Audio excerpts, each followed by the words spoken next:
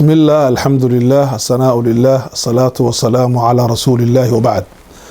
أخواني السلام عليكم ورحمة الله. داود يال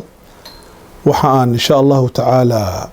كسو هذا اللي بهيد موضوع كسابسا إن أفرتن كيسا كدب جمهورية جيبوتي سيدو اكتهي موضوع يسي لباد ولكن كبالاران بانقلينا iyada oo aan ku socon doono laba xalaqo oo dambe insha Allah ta'ala laakiin maanta xalaqadan waxay ku saabsanaanaysaa mowduuca ka yara culus oo ah in arintii ka dhacday in maaragtay Qatar iyo Djibouti iyo Soomaaliya iyo waxaan taxliilnaa mawaaqifta ay dawladuhu istaageen in dhamaantood insha Allah ta'ala waxaan ognahay walaalayaal siyaasadda culimadu waxay dhahdaan markaan siyaasadda culimada leenahay waxaan culimada siyaasaddu haday yihiin culimada siyaasadda islaamka baadha iyo culimada siyaasadda caadiga ah baadhaba labaduba waxay leeyihiin siyaasaddu waxa laga eegaa saddex indhood baa lagu eegaa siyaasadda koow waa marka hore waxaa la eegaa wax loo yaqaano almuwaazana waxaa la miisaamaa maxaa interest ku jira mowqifkaad qaadanaysid iyo maxaa khasaare ku jira baabka magaciisa waxaa loo yaqaanaa muwaazana waa wax la miisaamo amba mufakiriinta qaarkood waxay isticmaalaan kelmad kale oo carabiya oo Soomaaliyana muqaayasa waa la qiyaasaa waxba la qiyaasaa sida marka guri la dhisay loo qiyaaso ba siyaasadda loo qiyaasaa siyaasaddu maaha hawo maaha majlis la iska fadhiyo maaha maqaaxi la fadhiyo oo laga soo tooso uno qaraarka saa loo qaato oo hebel oo saa yeel dhahdo sida annaka ay ka tahay qaaradda Afrika ma aha laakiin waxa weeyaan وموازنة وحلا ميزاميو وحلا ميزاميا ضن محا كجرا محا خسارة كجرا محا ونا كجرا محا حمان كجرا أما وحلا ميزاميا هدي الضن أي جرتو هل كين نو ضن بدن لبضن وحلا ميزاميا هل كيبا إنو حمان بدن إيا الميزاميا وحاكا لأو لأيغا مقايسة ولا قياسة وحلا قياسة مبادئ دا دادكو وحيليه المبادئ أو mabaadi'daada iyo fikirka aad rumaysan tahay iyo dhaqanka aad rumaysan tahay iyo dadnimada aad rumaysan tahay iyo masaalixdaada sideed u wada wadi haday iska hor yimaadiin keebaad raaci maanta ma mabda'aad raaci mise maslaxadaad raaci dadku waxay raacaan inta badan maslaxadda laakiin dad fara badan waxay raacaan mabaadi'da marka qaarkood mabaadi'da ku qasbaysa inaad masaalixdaada ka tanaasushid oo mabda'a raacid sida aan arki doono insha Allah ta'ala marka mowduuca waxa la dhahdaa waa waxa ugu horeeya ee lagu eego marka qofku qaraar uu qaadanayo political almuqaayasa walmuqaarana aba muqaarana way jirtaa comparison in la isku compareeyo way jirtaa oo la isbarbar dhigo arinta labaad ee lagu qiyaasan marka la eegayo siyaasad waxa la eegaa ma'aalatul qaraar asiyaasi markaad qaadatid decision political maxaa ka dambeeya la eegaa maanta maaha bari muxuu keeni sahan dambe muxuu keeni qarniga soo socda xataa muxuu keeni yaa la eegaa dad misaaji maaha qofka siyaasiga misaajkiisa kuma shaqeeyo sida siyaasadda bariga dhexe oo kale iska soo toos oo samee cilaaqaadka ugu dawladahan waxaas maaha misaaj maaha waxa lagu sameeyaa diraasaad baa lagu sameeyaa waxa loo dhiibaa aqoonyahankaas oo badan kuwa cilmiga yaqaanay dhaqaalaha kuwa yaqaanay cilmiga siyaasadda kuwa yaqaanay cilmiga bulshada kuwa yaqaanay cilmiga xadaaradda kuwa yaqaanay cilmiga isbedelka iyo loo dhiibaa waxaa la yiraahdaa arintan soo kariya madbaq baa la sameeyaa madbaq siyaasadeed baa la sameeyaa meeshaas lagu soo kariyaa marka buu ninka decision ka qaadanaya oo qaataa decisionkiisa marka taasina waa ma'aalaat siyaasaddu halkee ku dhamaanaysa baa la eega ila ayna tadhabu al-umur arrimuhu halkee tagayaan baa la eega marka qaraar la qaadanayo arinta saddexaad ee muhiimka ah marka qaraar siyaasiya la qaadanayo waxaa la eegaa qaraarkan siyaasiga ah inteebuu waafaqsan yahay qaanuunka caalamiga ah ilaan waxaa tahay dowlad ma tihid ku nool cirka waxaa tahay dowlad ku nool dhulka dushiisa waxaa hareerahaaga jooga wax dhahdo dowlada jaara waxaa hareerahaaga jooga dowlado aad qaarad qura degan tihiin caalam baad ka mid tahay la dhahdo islaam carab afrikaan igaad wax badan baad ku jirtaa kadibna waxaad ku jirtaa community internationalkaad ka mid tahay waxaasoo dhan waxa xukuma قانون لا يدعى مجلس قانون كعالمي أما قانون كدولي إلالية حدود جود حدود جاركة اللي بدو لدود أم بقوة الدولة ده أم بعالم كوردا كدحية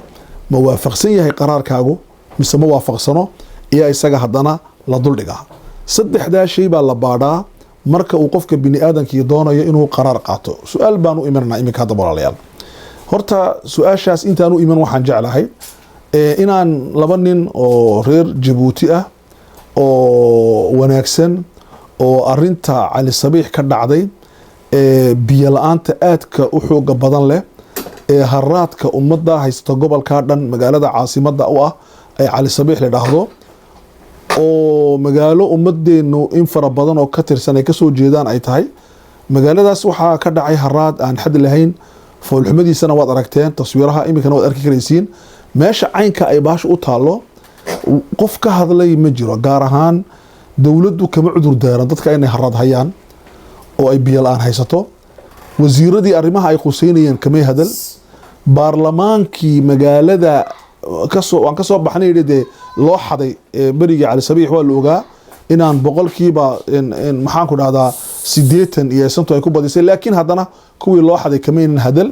marka laba nin oo siyaasiyiin ah reer Jabuuti oo arintaas si xoog uga hadashay yaan jeclahay inaan xaggan ka tahniyadeeyo ninka hore waa dibiteega Ducaale oo ah nin maartay siyaasiya oo wanaagsan oo wadaniya oo bisil oo si qurux badan arintaas uga hadlay ay arrimo kale oo fara badan waxaan leeyahay waa koofiyadan madaxa kaaga soo qaadina waad amaanan tahay ilaahay ku garab gala subxaanahu waa gobolka ka soo jeeday waana damiirkii bini aadanimada ay ku jira waxaana tahay nin ay shicibka reer Jabuuti ay doorteen oo codkooda ku helay xaq ku helay oonan loo xadin baa tahay marka ummadda baad matalaysay arinta ninka labaad waxa weeyaan waa hogaamiyaha xisbiga raad Cabdiraxmaan Tiigis isaguna si raganimo ah oo qurux badan iyo arinta uga hadlay isaguna shapoogan u sala qaadayna waxaan leenahay siyaasaddu waa sidaas weeyaan raganimaduna waa sida kalsoonida naftaada ku kalsoon tahayna waa sida weeyaan labadii naas oo laba xisbi oo iska soo horjeeda ku kala jira marxaladan oo ku kala duwan visionka iyo aragtida ku kala duwan laakiin mowqif waxa sajisheen aad u qurux badan oo wali aanan ka maqal siyaasiyiintii kale ee dalka joogtay inay ka hadleen marka haraadka foosha xun leh ee reer Cali Sabiix haysta wuxuu ku tusayaa fashalka ay fashilantay siyaasadii la lahaa laba usbuuc ka hor biyihii baa soo gaadhay oo biyihii baa maaragtay dhulka dul socda alxamdulillah waan u soo sabirnay waa ka madaxweynuhu wuxuu noo qabtay lahaa waxba kama jiraan idinka arkaya biyo la'aan iyo haraad waa isfashilis weeyaan waxay la mid tahay uun maaragtay tareenkii la furay ee aan dhaqaaqin waxay la mid tahay uun boorkii maalintii dhaweyta la furay ee aan dhaqaaqin kaniinta joore iminka la furay isaguna saas uu noqon doonaa wax dhaqaaqaya ma jiro ee waa dhagax dhig oo dhaaf sidoo Sheekh Jiireeri Ilaahay xafiday subhanahu wa ta'ala 5 sano ka hor dhagaxdii la dhigayay yaan ku turuturoonina waan ognahay dawladda Shiinuhuna inay xataa ka laabatay aynan dhisayn maaragtay wixii la oranayay maxaa la dhahdaa labadii madaar ee la sheegay waxaas oo dhan wuxuu ku tusayaa fashal oo weyn oo lagu dhex jiro haddaba walaalayaal inta markaan ka imaado waxaan u imanayaa mowduuca ah cilaaqada aan la lahayn in wadanka Qatar iyo Kuwait iyo Khaliijka iyo sida ay xukuumadda Djibouti ula dhaqantay iyo xukuumadda Soomaaliya labada siyaasadood biseelka u kala dhaxeeya iyaan nitusaya horta marka hore waxaad ogtihiin in Soomaaliya lacag aad u fara badan loo bandhigay oo wafdiyaal waaweyn oo Khaliijka socdana ay tageen laakiin mowqif ay ka qaateen sidan kale taa waxay dhahaan marka koobaad horta annagu waan baahannahay waliba baahida aan baahannahay waa baahi culus waa baahi ay dowladnimadaydi duntay maca dalika waxaan qarar qaadanay inaan lacag qaadan oo walaalnimada ilaalino mowqifka waxa amaanay aqoonyahanka adduunka jooga oo dhan iyo amaanay aqoonyahanka Soomaaliyeed oo dhan ba amaanay bal waxaan aad ugu farxay madaxweynayaashii hore ee Soomaaliya oo mowqifka iska taagay nafsil mowqif sida Sheekh Shariif oo soo saaray bayaan aad u qurux badan oo 7 bundi leh oo ay ka mid tahay inuu ku garab joogo dawladda mowqifka dhexdhexaadnimo ay qadatay oo ah Qatar iyo Kuwait iyo Sacuudiguba inay yihiin saddex wadan oo walaal ah oo Carab ah oo Muslim ah oo in mida inoo wada jira inay yihiin oo inaan kala raacno aynan suubanayn aynan wanaagsaneyn wax tarkana hadii la yiraahdana laguba kala horeeyaba taas bay ahayd maaragtay ta ay qaadatay dawladda Soomaaliya oo u beerisay maaragtay wixii ay miisaankii dawliga ee adduunka ku lahaayeen u beerisay ku tustayna qaraarka dawladda Soomaaliya inay ku jirto gacanta Soomaaliya ayna ku jirin gacan dibadeed wadanka Djibouti waxa ka dhacday in maaragtay wafdi aan loo soo dirin laakiin telefoon loo soo diray telefonkii ay ku keentay inay safiirkii 10 saacadood kaga soo bax wadanka la yiraahdo oo hoos loo dhigo diblomaasiyadii Djibouti iyo Qatar u dhaxaysay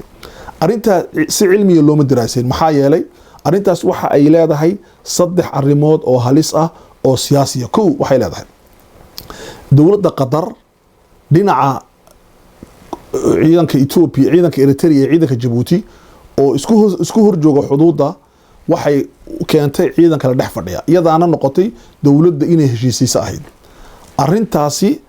maxaa ka dhici doona la isma weydiin oo arinta koobaad ee khaladka la galay arinta labaad ee aan la isweydiin waxa weeye wadanka Qatar wuxuu leeyahay cilaaqaad caalamiya oo dawli ah wuxuuna yahay dadka naajixa ku ah waxa loo yaqaano dagaalada in la dajiyo in isaga la soo weeraro maaha wadanada isweerarayo dhan buu ka qayb galaa inuu dajiyo Lebanon buu soo dajiyay Afghanistan buu soo dajiyay Soomaaliya imika galaya shabaab iyo maartay Soomaaliya Djibouti wuxuu dhex galay Eritrea Ethiopia iyo Eritrea uu dhex galay wuxuu kala dhex galay maxaan ku dhahdaa Pakistan iyo Hindiya wuxuu kala dhex galay wadanada ku yaala America maartay koonfurta Mareykanka ku yaala qaaradda America waxaas oo dhan buu galay waa dawlad indha dheer ku haysata dajinta siyaasadka waxaana lagu kalsoonaa in aynan dawladda Sacuudiga iyo dawladda Imaaraadka iyo kuwa raacay oo dhan inaynan ku guuleysanin talaabada ay qaadeen xataa dawlado waaweyn ha ka dambeeyaan maxaa yeelay waxay leedahay saaxiibo waaweyn oo dawlado ah oo arinta fashilin doona marka arinta lama fiirsan arinta saddexaad ay dawladda Djibouti ayna ka fiirsan waxa weeyaan inay dawladda Qatar ay noqotay dawlad la quwa naacima waxa loo yaqaano quwadaha yar ee dadka taasiiriya jasiiraha noqoto amba gargaarka ay bixinaysa ha noqoto saaxiibada caalamka ay ku leedahay ha noqoto waa dawlad shucuubta la saaxiiba maxaa yeelay waxa israacisay waxa loo yaqaan isbedel doonka iyo xurriyadda iyo dimuqraadiyadda iyo cadaaladda shucuubta adduunka oo dhan baa la jirta marka dawladda Djibouti waxaas oo dhan iyadoo aan fiirin iyay cilaaqadii u goysay arinta maanta maxay keentay durbaba waxay keentay inay dawladii Qatari kala baxdo wadankeena ciidamadii u fadhiyay arintaasi kadib maxaa ka dhashay dawladii Eritrea inay ku soo xuduudii ku soo durugto oo ay imato xuduudii dhulkeenu meeshii aan lahayn ee wali aan loo kala saarin inay yimaadaan bal inay ka soo durkaan ba suurtagal arintaasi waxay keentay in annako ciidankeena intii ugu culusayd ee ugu ciidanka maarta ugu xooga badnayd ee faar loo yaqaanay ay fadhiyaan wadanka Soomaaliya oo nabadda ay maarta u tageen in ay halkaasi keento in ciidamo yar oo anuguna ciidanka aan leenahay in ciidamadii laga saaro caasimada police iyo military gendarme ba la qaado oo la geeyo gobolkaas aan isku haysano Eritrea in mashaakil dhaqaale oo aan qaadi karin ay nagu soo biiraan mashaakil siyaasadeed oo aan qaadi karin nagu soo biiraan arinta ma eegin arin kale jirto oo maanta Djibouti adduunka u baahan maaha in adigu u baahan tahay wuxuu oran kariyay dawladdu waxay oran karaysay wadanka Imaaraadka iyo Sacuudiga anuu ma goynaya Qatar waxba annaka uma baahni maanta Sacuudiga iyo Imaaraadka iyaka inoo baahan iyaka inaga dhulka nasiya maanta meel aan ciidan fadhiisano iyaka ku jira dagaal international iyaka ku jira dagaal iqliimiyo maarata gobolka iyaka ayaa doonayo iska takhalusay carabtu marka adiga maaha kii u baahnaa ee waxa hayn iyaka ku baahnaa sida uu yiri Sheekh Shariif carab ninka daba nashleeya wax ma siiyaan ee ninkii isku soo taagay wax u taraan saadaraadad ba ogtahay maanta wafdiyaasha sida ay ugu imanayaan magaalada caasimada Muqdisho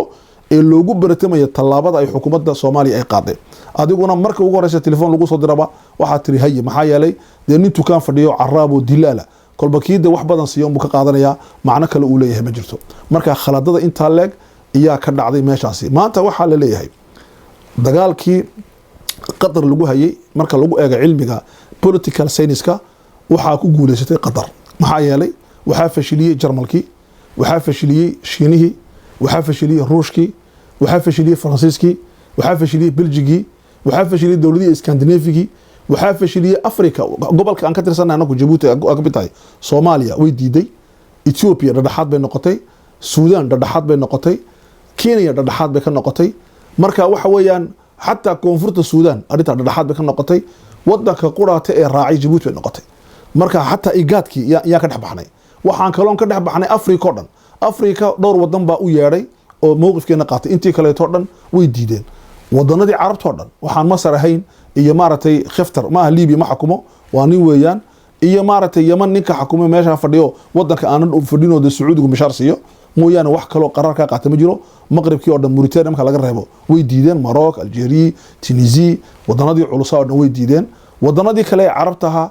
maaragtay xataa khaliijka ku yaalla kuwait oo dowlad dimuqraadiya culus way diiday saldanatu cumaan way diiday waxaad ogtihiin isbedel baa dhacay markaa turkiga oo ciidan keenay raashinkii la soo gaadhay iiraan baa keentay raashinkii isbedel siyaasadeed baa mandiqadii ka dhacday marka isbedelkaas siyaasadeed maxaawirtaa isdiraraysa annagu kamid maahayn laakiin waxaan dowlad dhaxaad ku faantaan ahayn wixii oo dhan qaladadaasaa dhacay marka qaladadaas waxay u baahan yihin ikhwaani fillah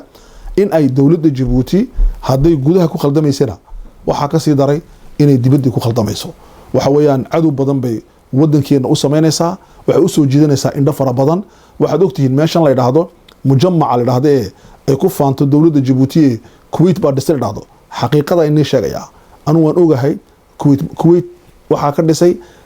jamciyadda dhista Kuwait ku taala laakiin dadka dhisay waa reer Qatar meeshaas oo qurux badan ee dhakhtar kale ee waxa leh dumar reer Qatar ayaa dhisay dumar la yaqaano oo magacadoodana ay soo dhigi doona maalinta dambe magacadooda waa dumar la yaqaano oo reer Qatar oo tujaar ah ayaa meesha dhisay aan fadhino ee wadankeena lagu faano ee agoonta lagu hayo kumaanku qofa markaas waxa weeyaan taabay dhistay waxa weeyaan jamciyad baa soo bay Qatar al-khayr raado